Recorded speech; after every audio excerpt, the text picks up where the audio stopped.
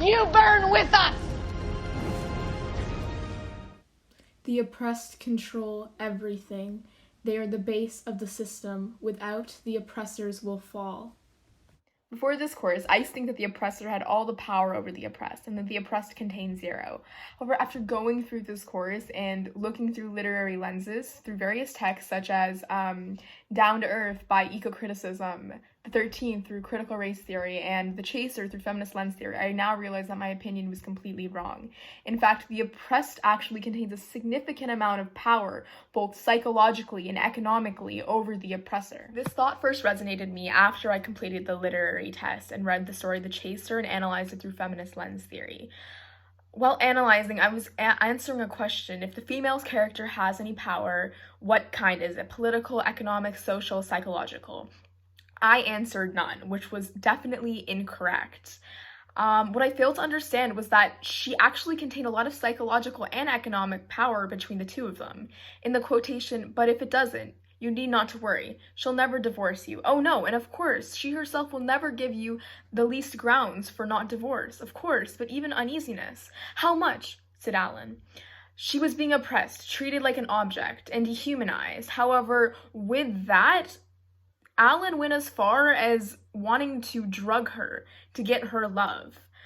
Psychologically, she was in power of him and forced him to make decisions that didn't make any sense. And in terms of the shopkeeper, he relied on people like her and victims of this oppression as business and essentially exploited them, but also relied on them heavily. Another reason that my thought was originally debunked about oppressed people having no power was when I was watching The 13th and analyzing this through critical race theory, specifically this part. How much progress is it really if now there's a private company making money off the GPS monitor? We now have more African Americans under criminal supervision than all the slaves back in the 1850s. While analyzing this documentary through critical race theory, I asked myself a question: where, in what ways, and to what ends does race appear dominant in North American culture and shape the ways that one interacts with each other?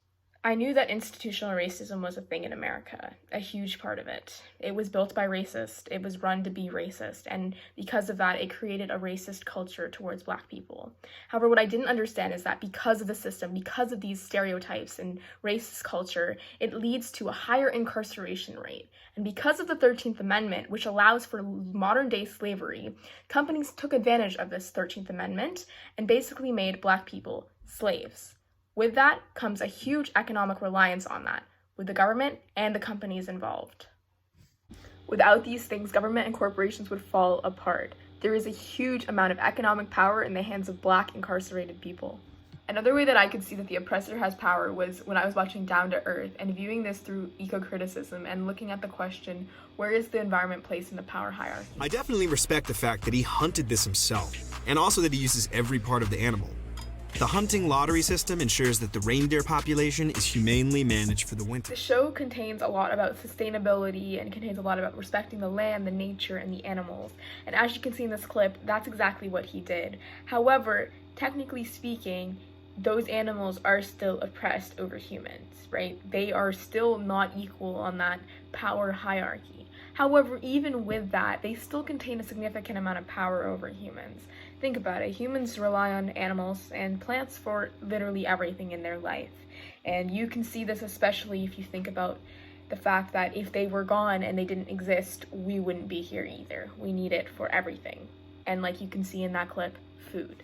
Power is often hidden and subjective, but it is always present, even in the oppressed.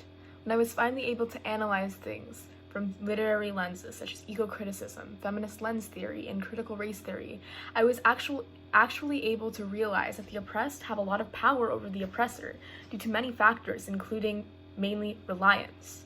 The oppressed are the base of every system and is required for everything to run and to keep the oppressors in power. Every system was created in regards to the oppressors and created to oppress, leading to a system and a culture of oppression. So what's the solution? Well, rebuilding from the ground up, overthrowing the government, and finally getting justice for the victims of the system.